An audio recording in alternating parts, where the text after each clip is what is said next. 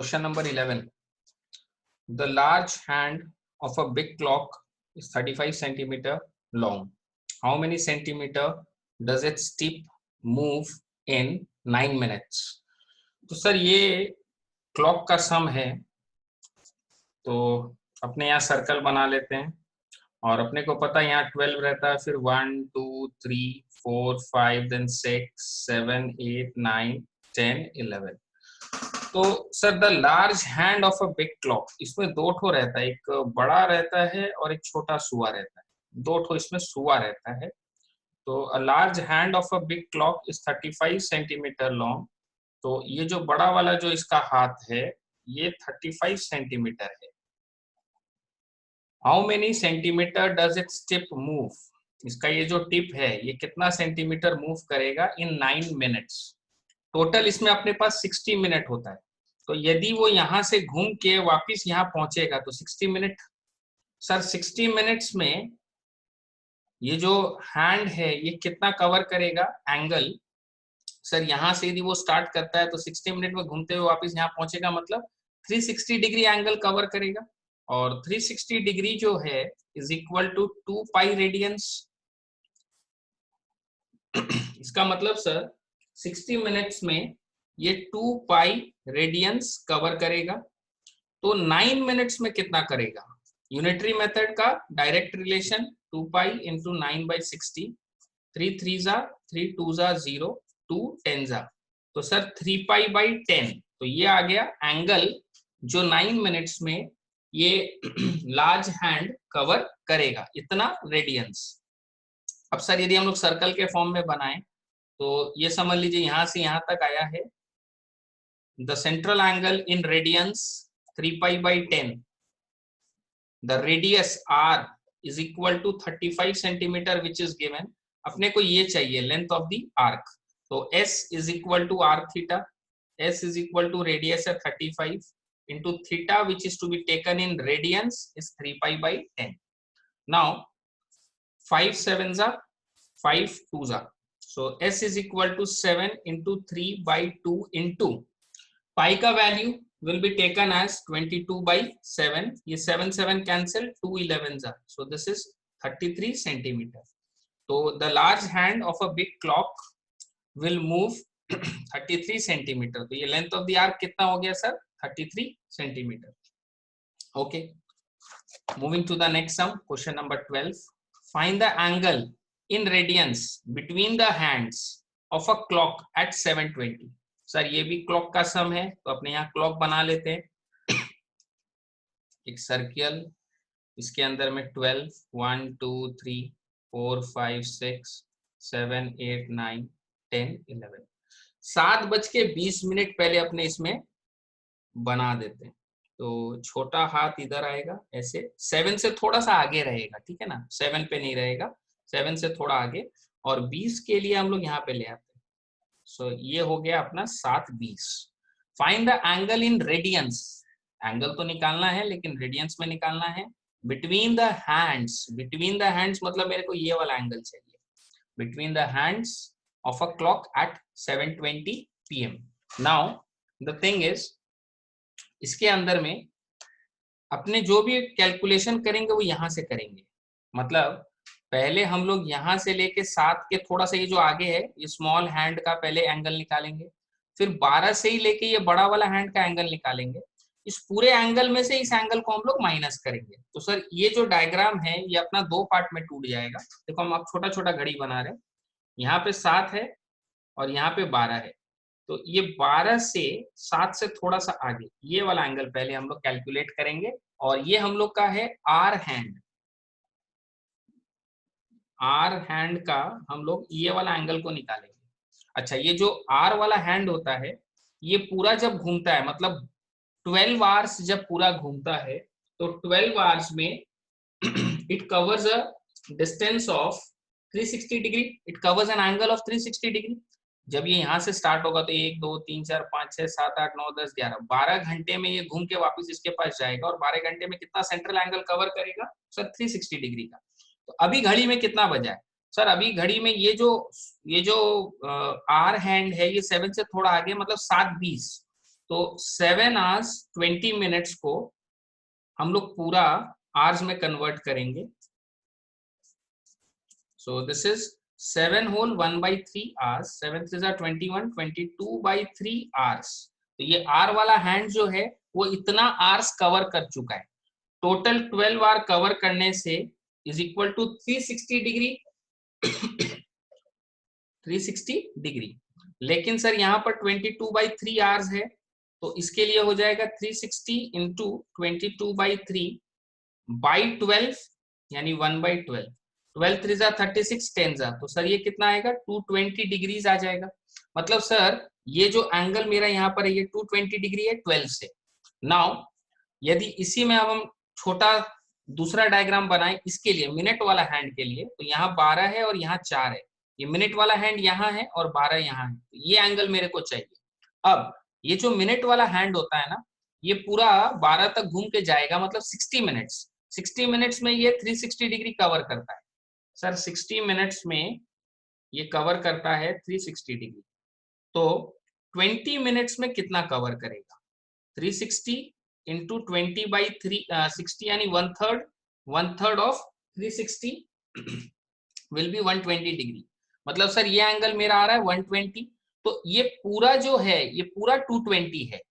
ये पूरा जो है दिस एंटायर वैल्यू इज 220, जिसमें ऊपर वाला है 120, तो ये कितना होगा sir? The difference 220 minus 120 which is equal to 100 degrees.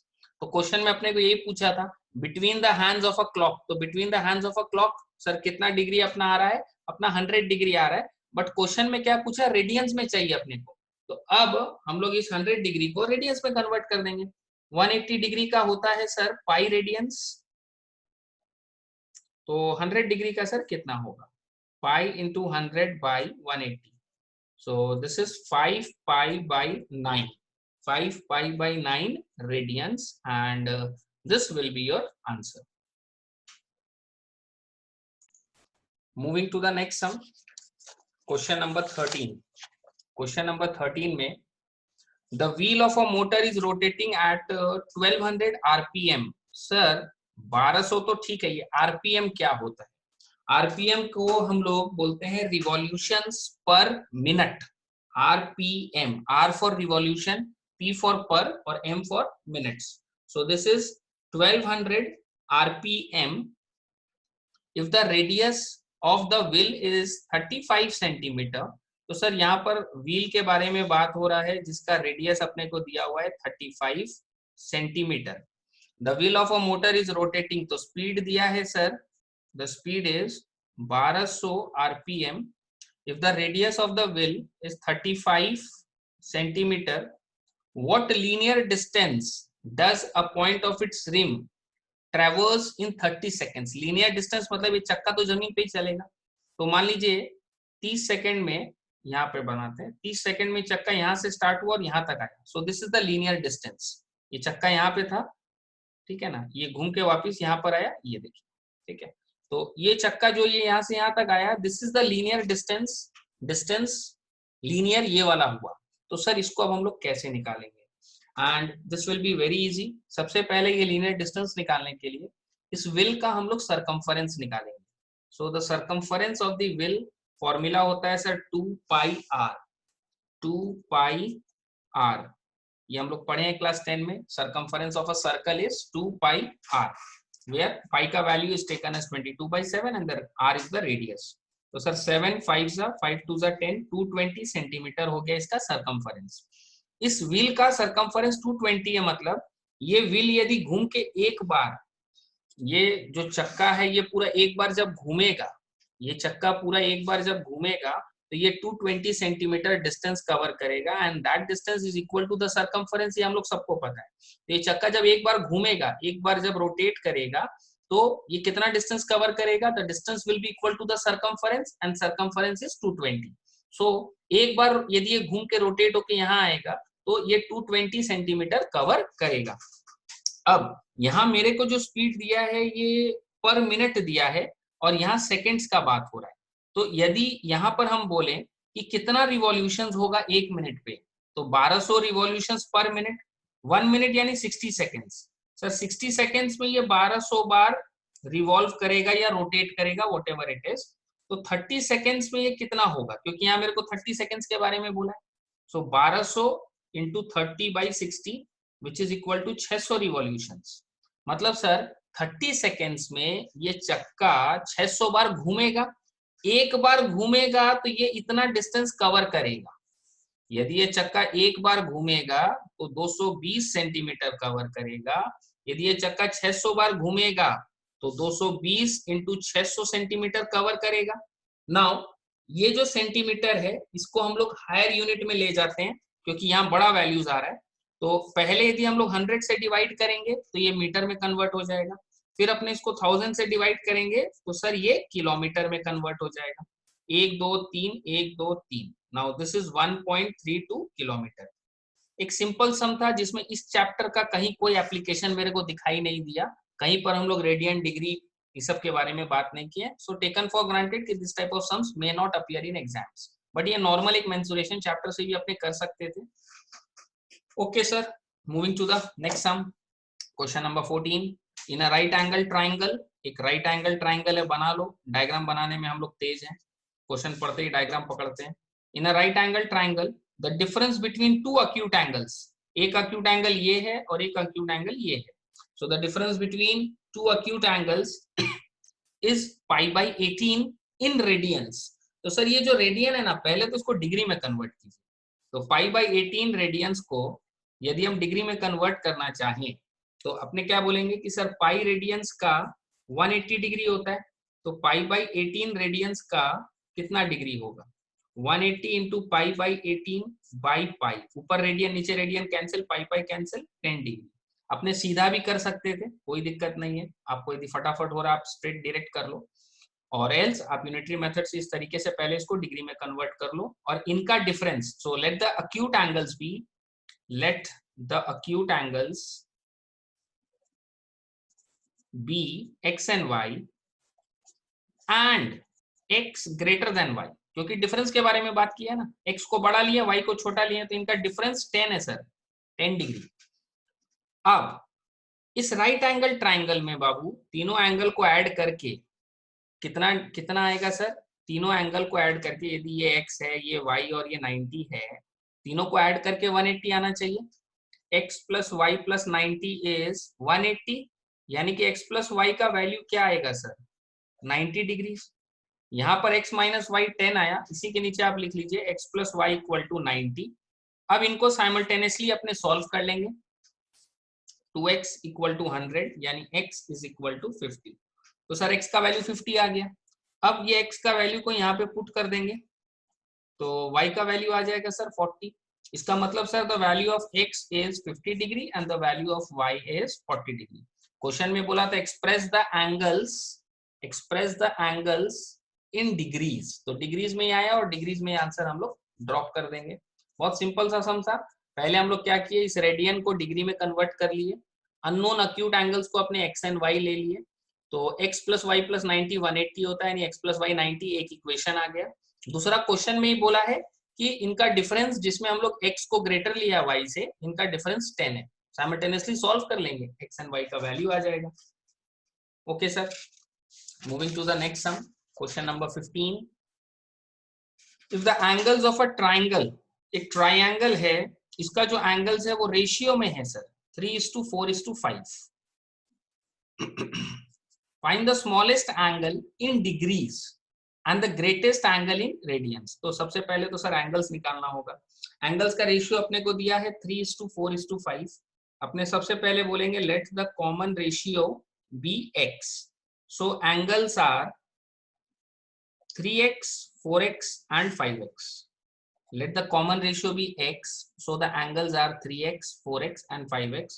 अपने को पता है ये तीनों एंगल को, एक ट्राइंगल का तीनों इंटीरियर एंगल को ऐड करने से 180 डिग्री आता है। Now 5 + 4 is 9, 9 + 3 is 12। तो यहाँ से हम लोग x का वैल्यू निकालेंगे 180 डिवाइडेड विथ 12। तो सर 180 डिवाइडेड विथ 12 अपने करेंगे तो 15 आ जाएगा।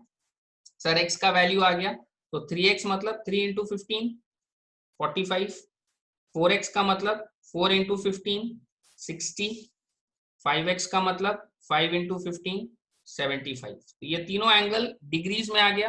नाउ क्वेश्चन में बोला स्मॉलेस्ट एंगल को डिग्री में चाहिए। स्मॉलेस्ट कौन सा है सर? ये स्मॉलेस्ट है, इसको डिग्री में ही चाहिए, तो यही आंसर हो जाएगा। ग्रेटेस्ट एंगल रेडियन में चाहिए सर। ग्रेटेस्ट एंगल कौन सा है? ये है, तो इसको हम लोग रेडियंस में कन्वर्ट करेंगे। This is your greatest angle. Sir radians में कैसे कन्वर्ट करेंगे? 180 डिग्री का पाई रेडियंस होता है, 75 डिग्री का पाई इंटू 75 बाई 180 रेडियंस होगा। काटा पीटी साफ सफाई कर लेंगे इसको। 75 और 180 में 5 एज अ कॉमन फैक्टर, तो सर ये हो जाएगा 5 pi by 12 radians and this will be your answer, greatest angle in radians. 25 से इसको सॉरी 25 नहीं 15 से अपने 15 5 और 15 12 कैंसिल कर देंगे तो 5 पाई बाई 12 आ जाएगा।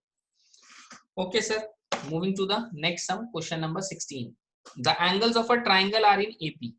सर एक ट्राइंगल है, इसका तीनों angle A B C AP में है।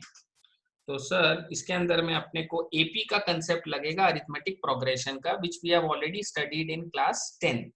सो angles of a triangle are in AP. 3 number जब एपी में अज्यूम करना होता है ना, तो हम लोग ए माइनस डी, ए और ए प्लस डी लेते हैं। ये चीज क्लास 10 में भी सिखाया गया। जब 3 नंबर एपी में है और तीनों को यदि अपने को अज्यूम करना है तो अपने ये लेते हैं। और ये कब लेते हैं? जब क्वेश्चन में सम ऑफ दी नंबर्स पता होता है। जैसे इसमें सम ऑफ दी नंबर्स पता है, ये तीनों एंगल को ऐड करके 180 डिग्री आएगा, इसीलिए हम लोग ये वाला लिए हैं। ए minus d plus a plus d करेंगे तो 180, यहां से d d cancel, 3a is equal to 180, यानी 180 divided with 3 which is equal to 60। Sir a का वैल्यू आ गया, मतलब angles are 60 minus d, 60 and 60 plus d. तो 3 नंबर यदि एपी में अज्यूम करना होता है तो ये करते हैं कब? जब सम ऑफ दी नंबर पता होता है। यदि सम ऑफ दी नंबर नहीं पता है तो नॉर्मल एपी फॉर्मेट अज्यूम कीजिएगा, A plus D, A plus 2d, this goes on. ये नॉर्मल एपी फॉर्मेट अज्यूम किया जाता है जब सम ऑफ दी नंबर नहीं पता होता है। लेकिन जब सम ऑफ दी नंबर पता है तो अपने ये फॉर्मेट अज्यूम करते हैं, ए minus D, A and A plus D. देखिए यहाँ पे क्या फायदा हुआ, सम करने से 180 करने से ए का वैल्यू आ गया ना। यही बेनिफिट के कारण हम लोग इसको लेते हैं, क्योंकि इसमें plus D minus D cancel होके ए का वैल्यू जनरेट हो जाता है। ठीक है sir. The angles of a triangle are in AP and the number of degrees in the least. Sir इसमें लीस्ट कौन सा होगा? ये वाला लीस्ट होगा। To the number of radians in the greatest, greatest कौन सा होगा सर? ये वाला होगा। तो इसमें अपने को क्या बोल रहा है कि जो लीस्ट नंबर ऑफ डिग्रीज, ये डिग्री में रहेगा। To the number of radians in the greatest, ये रेडियंस में रहेगा। ठीक है ना। तो इनका जो रेशियो है वो दिया हुआ है 60:पाई। 60:पाई अपने को दिया हुआ है।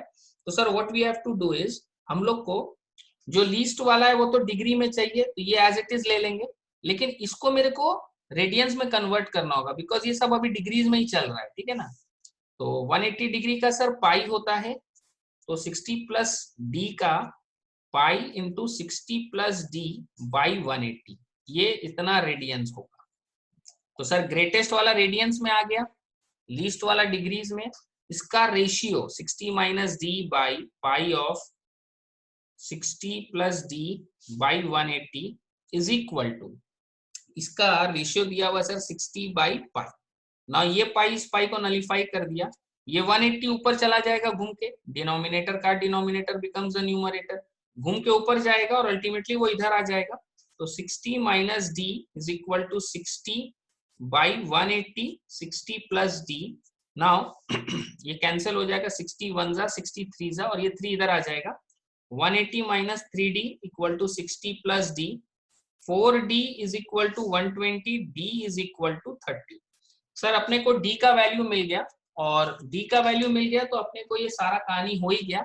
बट क्वेश्चन पे थोड़ा ध्यान दीजिएगा, यहाँ बोला find the angles in degrees and radians. ये मेरा डिग्री में है ना, जगह थोड़ा कम है, देखिएगा 60 माइनस डी, डी का वैल्यू कितना आया है अपना 30 आया है। तो 60 माइनस 30 कर देंगे अपने, 60 माइनस 30 करने से, 60 माइनस 30 करने से ये हो गया 30 डिग्री।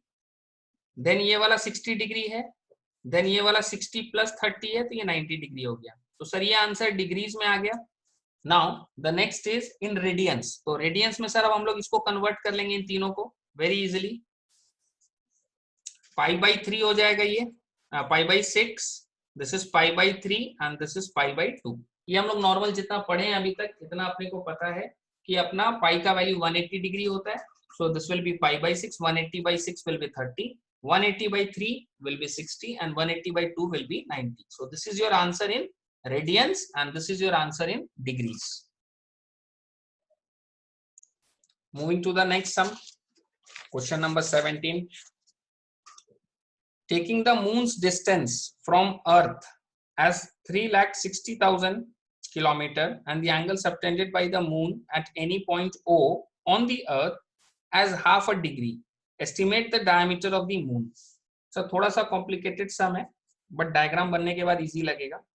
मान लीजिए यहाँ पे ये रहा मून, ठीक है ना, और यहाँ एक पॉइंट है अर्थ के ऊपर। तो यहाँ से हम लोग क्या करेंगे, कुछ इस तरीके का ये लाइंस बनेगा। Accurately we can not calculate, यहाँ से ये लाइन स्ट्रेट या थोड़ा सा बेंट ले सकते हैं इस तरीके से।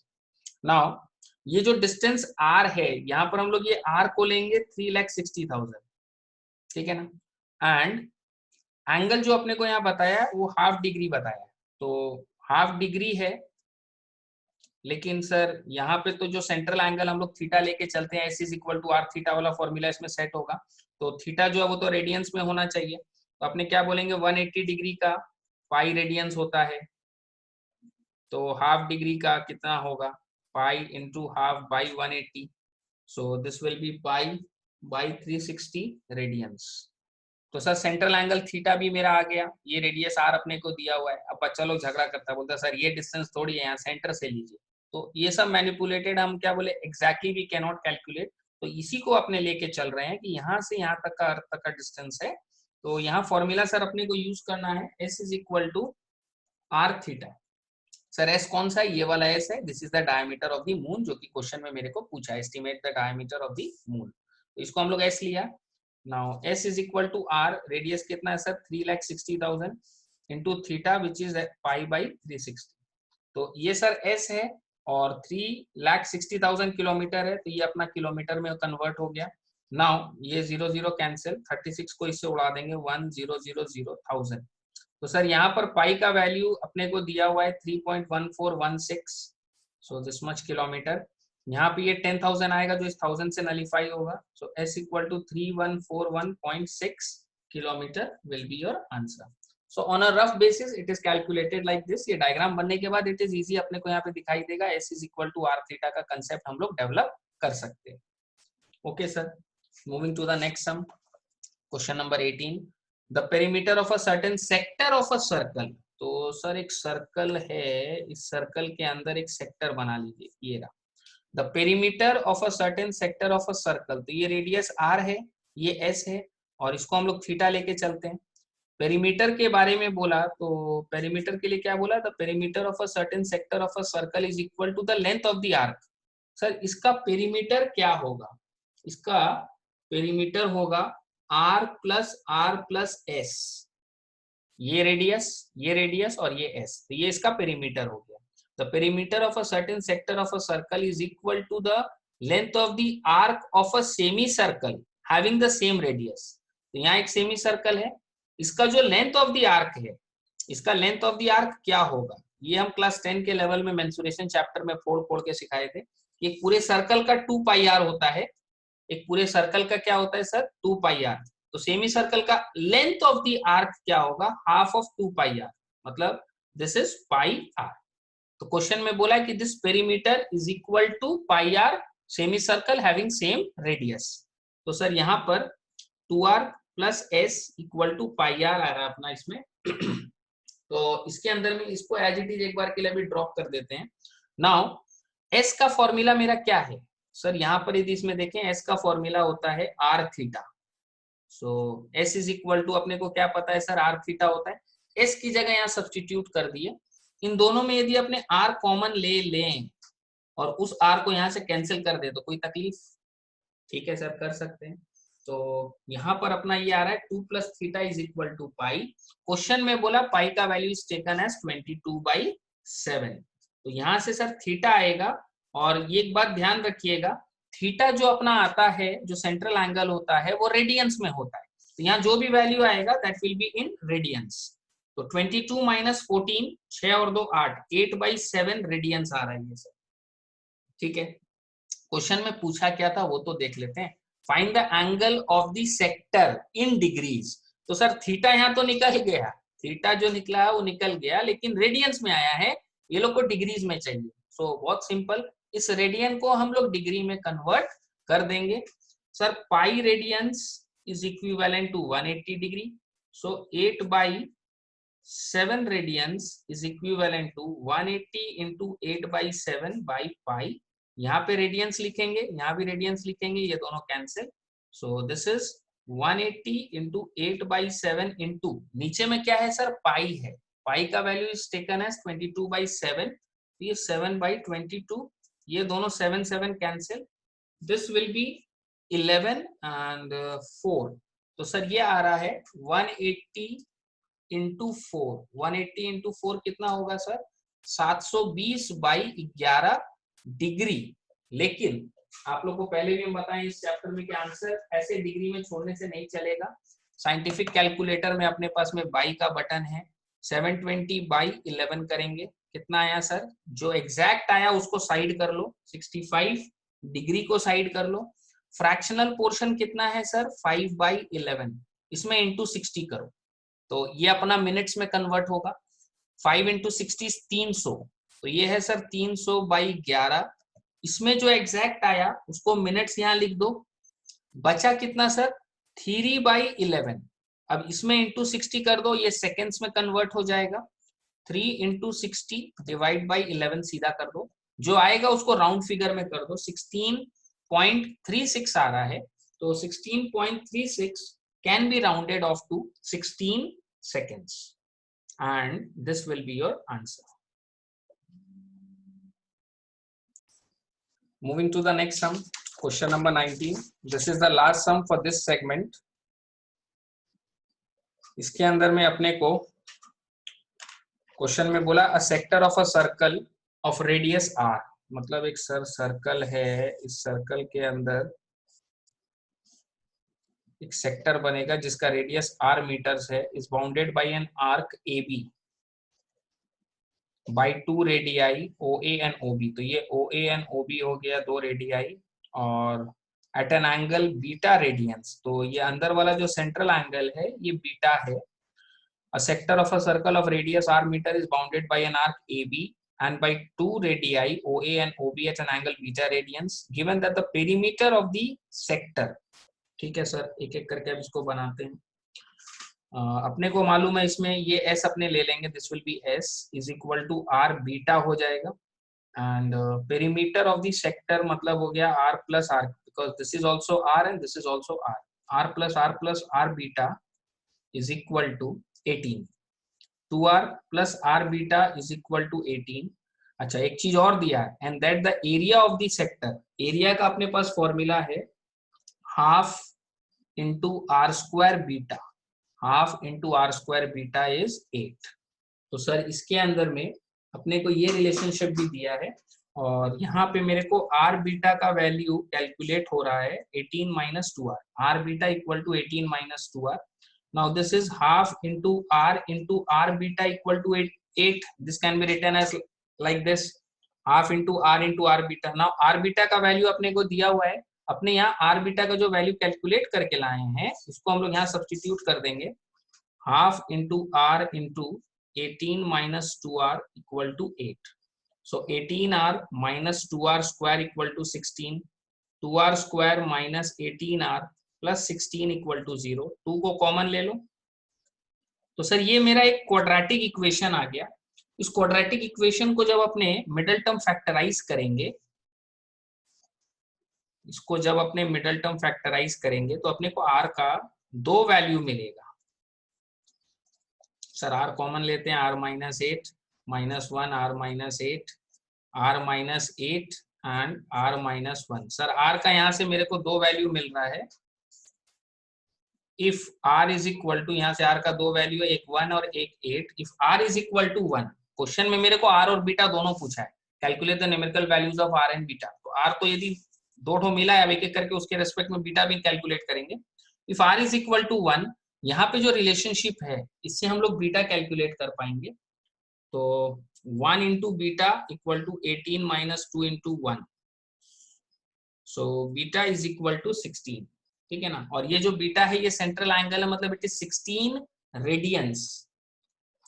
Next, if r is equal to 8 into beta equal to 18 minus 2 into 8, so beta equal to this will be 16, 2 by 8 यानी 1 by 4, so this is 1 by 4 radians। अब ये दो सेट ऑफ आंसर्स आया मेरे पास, r का वैल्यू 1, बीटा का value 16 radiance, r का value 8, beta का वैल्यू 1 by 4 रेडियंस। ये आंसर अलाउड नहीं है सर, आर तो 1 हो सकता है, अलाउड है, लेकिन बीटा जो 16 रेडियंस है, आप सोचिए कि 16 रेडियन मतलब वो कहां तक चला जाएगा, will it be a circle, वो पेरियोडिक फंक्शन में रोटेट करने लगेगा। 16 रेडियंस है ये, ठीक है ना, और ये 1/4 रेडियंस है। तो यहाँ पर 16 radians will not form, will not remain a sector, so it is not possible. Required value will be this one. तो जगह थोड़ा कम है यहाँ पर, अपने लिखते हैं required values of r equal to 8 and beta equal to 1/4 radians. This will be your answer. 16 radians will not remain a sector, ठीक है ना, this will remain a sector, so this is the required value, and your this segment of trigonometry has ended at this sum.